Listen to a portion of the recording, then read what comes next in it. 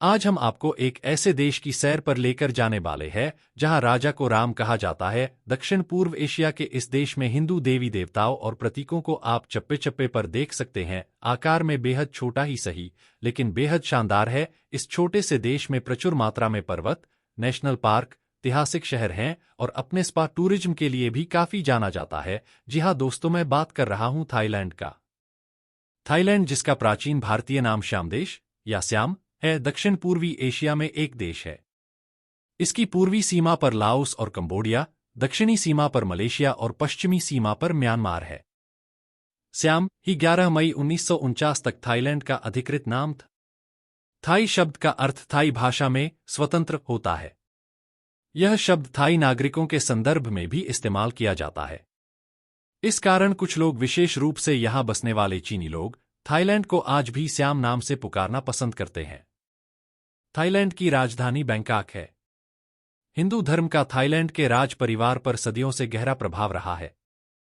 माना यह जाता है कि थाईलैंड के राजा भगवान विष्णु के अवतार हैं। इसी भावना का सम्मान करते हुए थाईलैंड का राष्ट्रीय प्रतीक गरुड़ है। थाईलैंड में राजा को राम कहा जाता है। राज परिवार अयोध्या नामक शहर में रहता है। ये स्थान बैंकॉक से कोई 50 से 60 किलोमीटर दूर होगा। यहां पर बौद्ध मंदिरों की भी भरमार है, जिनमें भगवान बुद्ध की विभिन्न मुद्राओं में मूर्तियां स्थापित हैं। क्या ये कम हैरानी की बात है कि बौद्ध होने के बावजूद थाईलैंड के लोग अपने राजा को राम का वंशज होने के चलते विष्णु का अवतार मानते हैं। इसलिए थाईलैंड में एक तरह से राम राज्य है। वहां के राजा को भगवान राम का वंशज माना जाता है। थाईलैंड में 94% आबादी बौद्ध धर्मावलंबी है। फिर भी इधर का राष्ट्रीय चिन्ह गरुड़ है। हिंदू पौराणिक कथाओं में गरुड़ को विष्णु की सवारी माना गया है। गरुड़ के लिए कहा जाता है कि वह आधा पक्षी और आधा पुरुष है। उसका शरीर इंसान की तरह का है, पर चेहरा पक्षी से मिलता है। उसके पंख हैं। अब प्रश्न उठता है कि जिस देश का सरकारी धर्म बौद्ध हो, वहां पर हिंदू धर्म का प्रतीक क्यों है? इसका उत्तर ये है कि चूंकि थाईलैंड मूल रूप से हिंदू धर्म था, इसलिए उसे इसमें कोई विरोधाभास नजर नहीं आता कि वहां पर हिंदू धर्म का प्रतीक राष्ट्रीय चिन्ह हो। एक सामान्य थाई गर्व से कहता है कि उसके पूर्वज हिंदू थे और उसके लिए हिंदू धर्म भी आदरणीय है। आपको थाईलैंड एक के बाद एक आश्चर्य देता है। वहां का राष्ट्रीय ग्रंथ रामायण है।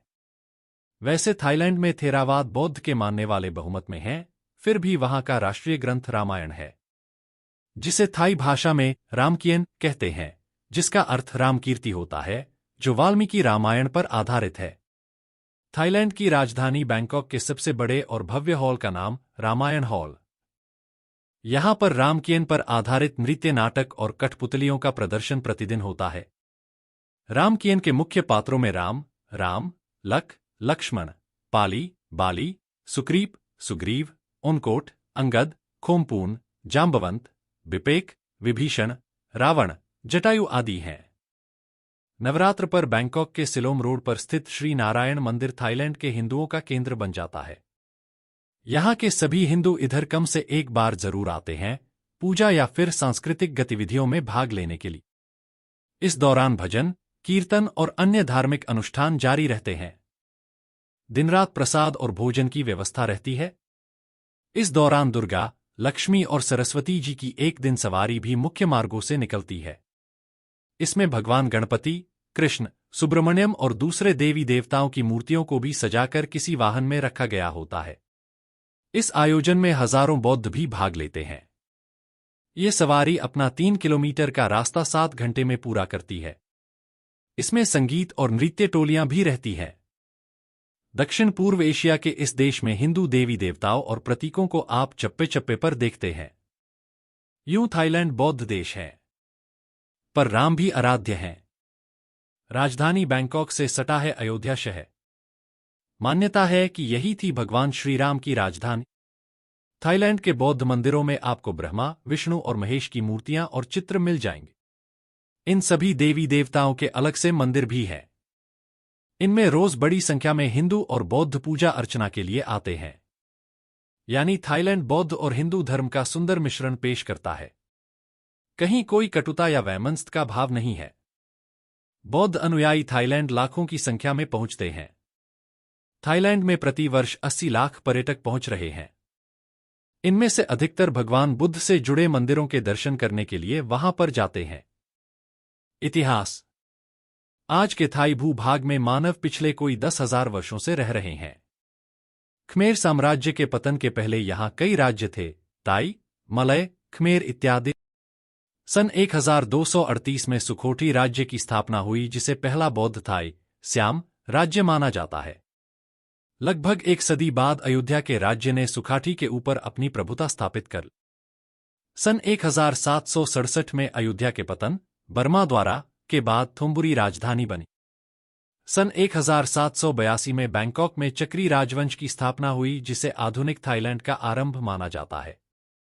यूरोपीय शक्तियों के साथ हुई लड़ाई में स्याम को कुछ प्रदेश लौटाने पड़े, जो आज बर्मा और मलेशिया के अंश है। द्वितीय विश्व युद्ध में यह जापान का सहयोगी रहा और विश्व युद्ध के बाद अमेरिका का। 1992 में हुई सत्ता पलट में थाईलैंड एक नया संवैधानिक राजतंत्र घोषित कर दिया गया। धर्म और राजतंत्र थाई संस्कृति के दो स्तंभ हैं और यहाँ की दैनिक जिंदगी का हिस्सा भी। बौद्ध धर्म यहाँ का मुख्य धर्म है। इस्लाम धर्म एवं ईसाई धर्म के अनुयायी भी थाईलैंड में अच्छी खासी संख्या में पाए जाते हैं। गेरुए वस्त्र पहने बौद्ध भिक्षु और सोने, संगमरमर व पत्थर से बने बुद्ध यहाँ आमतौर पर देखे जा सकते हैं। यहाँ मंदिर में जाने से पहले अपने कपड़ों का विशेष ध्यान रखें। इन जगहों पर छोटे कपड़े पहनकर आना मना है। थाईलैंड का शास्त्रीय संगीत चीनी, जापानी, भारतीय और इंडोनेशिया के संगीत के बहुत समीप जान पड़ता है। यहाँ बहुत की नृत्य शैलियां हैं जो नाटक से जुड़ी हुई हैं। इनमें रामायण का महत्वपूर्ण स्थान है। इन कार्यक्रमों में भारी परिधानों और मुखौटों का प्रयोग किया जाता है। प्राचीन समय यह हिंदू सभ्यता से परिपूर्ण देश था। आज भी यहाँ हिंदू संस्कृति की झलक देखने को मिल ही जाती है। रामायण यहाँ बहुत लोकप्रिय है। कालांतर में भारतीय बौद्ध राजाओं ने यहाँ बौद्ध धर्म का प्रचार किया और यह देश बौद्ध देश के रूप में प्रख्यात हो। बैंकॉक। बैंकॉक थाईलैंड की राजधानी है। यहाँ ऐसी अनेक चीजें जो पर्यटकों को आकर्षित करती हैं। इनमें से सबसे प्रसिद्ध हैं मरीन पार्क और सफारी। मरीन पार्क में प्रशिक्षित डॉल्फिन अपने करतब दिखाती है। यह कार्यक्रम बच्चों के साथ साथ बड़ों को भी खूब लुभाता है। सफारी वर्ल्ड विश्व का सबसे बड़ा खुला चिड़ियाघर प्राणी उद्यान है। यहाँ एशिया और अफ्रीका के लगभग सभी वन्य जीवों को देखा जा सकता है। यहाँ की यात्रा थकावट भरी लेकिन रोमांचक होती है। रास्ते में खानपान का इंतजाम भी है। पट्टया। बैंकॉक के बाद पट्टया थाईलैंड का सबसे प्रमुख पर्यटक स्थल है।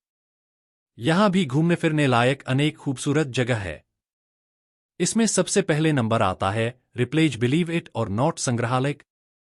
यहाँ का इन्फिनिटी मेज और 4D मोशन थिएटर की सैर बहुत ही रोमांचक है। यहाँ की भूतिया सुरंग लोगों को भूतों का एहसास कराती है, फिर भी सैलानी बड़ी संख्या में यहाँ आते हैं। फुकेट। यह थाईलैंड का सबसे बड़ा, सबसे अधिक आबादी वाला द्वीप है। सबसे ज्यादा पर्यटक यहाँ आते हैं। रंगों से भरी इस जगह का विकास मुख्य रूप से पर्यटन की वजह से ही हुआ है। इस द्वीप में कुछ रोचक बाजार, मंदिर और चीनी पुर्तगाली सभ्यता का अनोखा संगम देखा जा सकता है। यहाँ सबसे ज्यादा आबादी थाई और नेपाली की है। अयुथया ऐतिहासिक उद्यान। नदी के साथ बसा अयुथया उद्यान यूनेस्को की विश्व धरोहर सूची का हिस्सा है। यहाँ सभी ओर मंदिर बने हुए हैं। किसी समय यहाँ पर नगर बसा हुआ था। बहुत से अवशेष अभी भी यहाँ देखे जा सकते हैं, जैसे वट फ्ररासी सैम्पुटे, वट मोक्खो बोफिट, वट नाफ्रा मेरू, वट थमीकर्ट, वट रतबुर्ना और वट फ्रा महाथ। इन जगहों पर गाड़ी नहीं जा सकती, इसलिए यहाँ पैदल की आए। थाईलैंड की जनसंख्या को देखें तो साल 2024 सर्वे के अनुसार थाईलैंड की कुल आबादी 1,16,00,000 के आसपास है। थाईलैंड में सालाना 0.05% के दर से जनसंख्या में बदलाव देखा गया है। थाईलैंड की डेंसिटी प्रति व्यक्ति 140 वर्ग किलोमीटर है।